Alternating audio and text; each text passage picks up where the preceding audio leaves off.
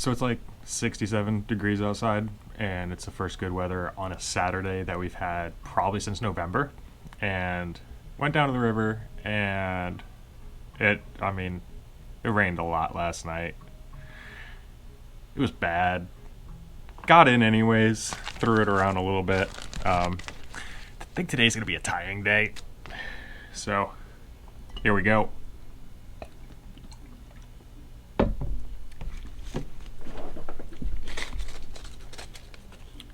Spider frog. Size 4 hook. Stinger. Neko wacky, if you will.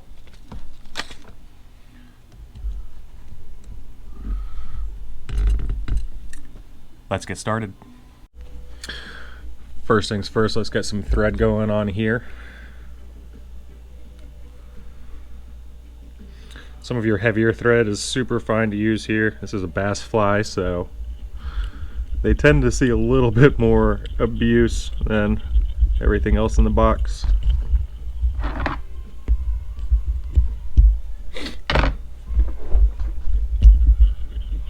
Go ahead and just give that a false wrap and work your way back up to about where you're going to want your eye. And on a size 4, that's just about a 1/4 inch behind the eye of that hook.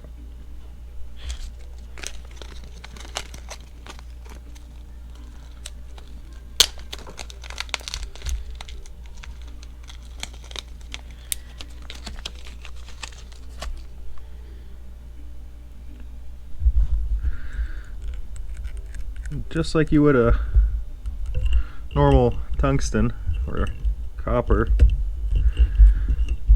dumbbell, just kind of give that few wraps on either side, and don't forget to give it a good lash.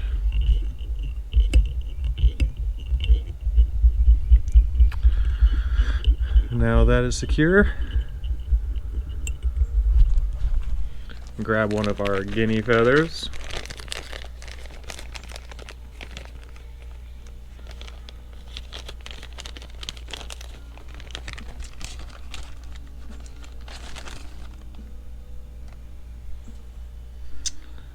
Alright. So what I like to do with these is go ahead and figure out, about how long you're going to want that to look like, and save yourself some hassle and pull off on either side and get you down to the stem of that feather.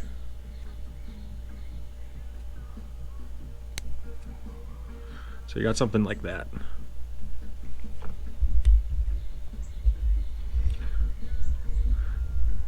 And we're just going to add that right to bend of that hook.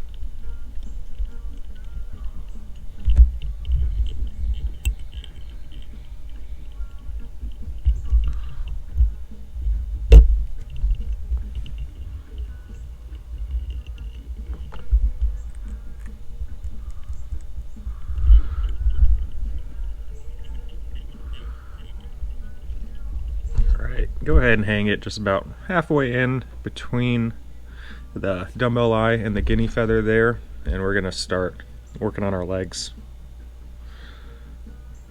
You can really use just about any color you want on these, however I do tend to stay towards the bassy, froggy colors, greens and yellows and reds.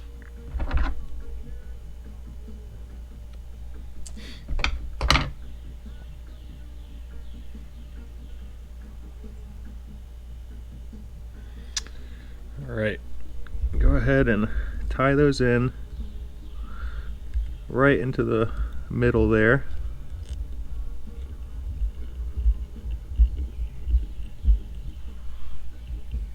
And these don't have to be perfect, they're going to be adjusted here in a couple steps. But I do like to get them halfway facing the right direction, just sanity's sake.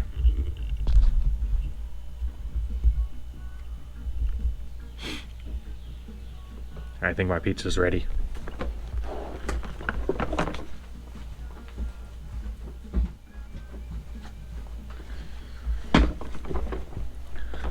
Buffalo chicken pizza is not required for the following step, however, it is encouraged. So grab some of your 3mm foam here. Let's just cut out a little rectangle that is going to make up the body of our fly. And do the same thing on your secondary color. Here I am using yellow and olive.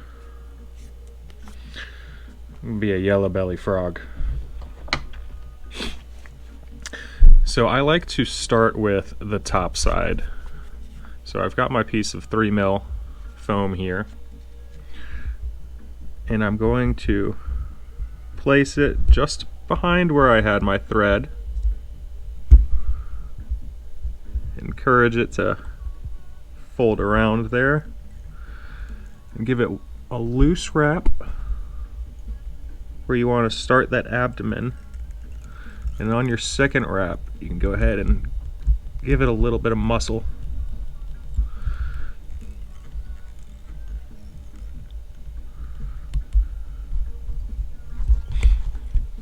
Alright, now flip her upside down.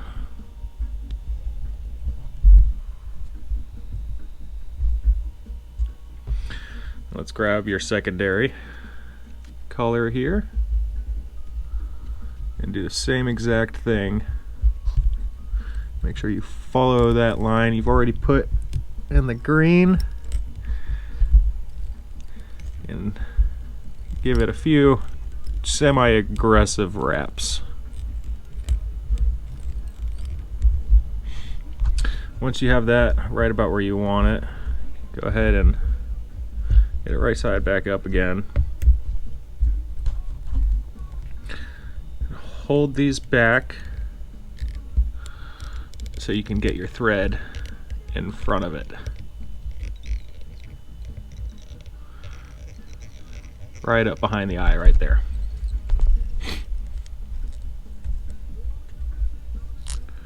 Alright.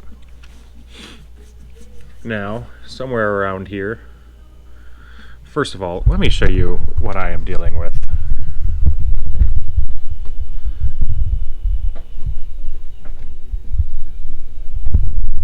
It's time for our cleanup episode.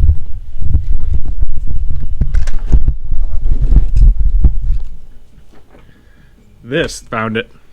Super glue. Alright. Go ahead and peel it back one more time, and right on top of the legs here, give it a nice little healthy dose of super glue. Nothing too egregious.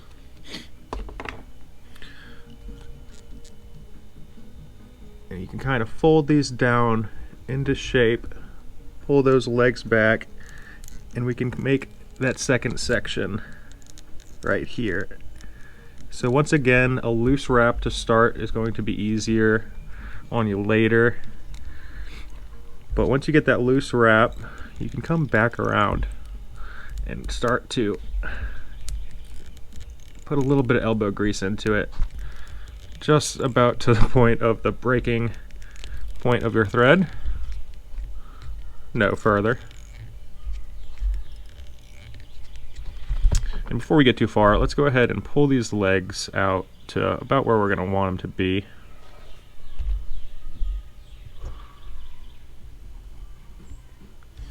Since that super glue is going to set sooner rather than later.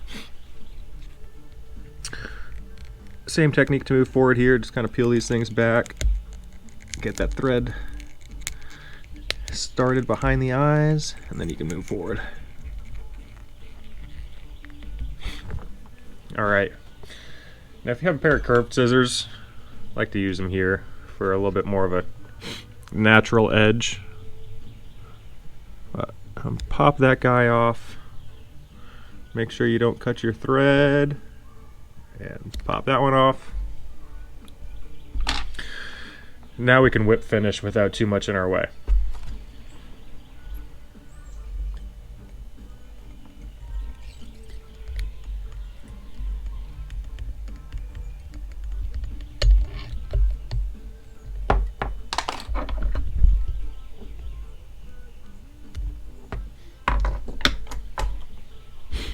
All right, now all the rest to do here is really just clean up and arts and crafts.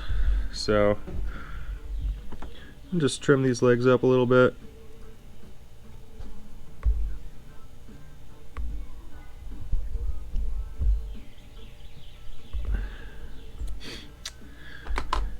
All right, now take your marker. I like to make a couple little froggy little patterns on it. I think it really just brings the fly together, but this is definitely all speculation. Look like a couple little froggy marks on there. All right, final step. A spider frog is not finished until she gets her lipstick. I like to put some red right here to provide a little bit of contrast and something with some brightness to attract those fish.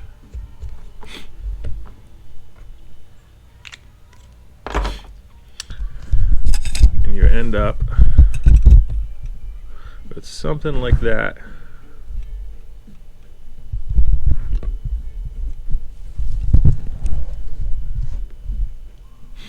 Now obviously this is a top water popper. Fish it very similar to a Betts popper. You know, throw it close to the bank, quick strips in, make a disruption on top of the water, and you'll see those explosive top water eats from the bass. Lots of fun. You can tie it in any color that you want. So have some fun with it, change it up to match your conditions, and you'll catch some fish. All that's left now is to tie that on to your dry rod. Maybe a 7-9 foot leader. Don't need much tippet, 3 or 4 feet. Obviously when you're fishing bass, you need something a little bit stronger, like 3X. And grab a slice.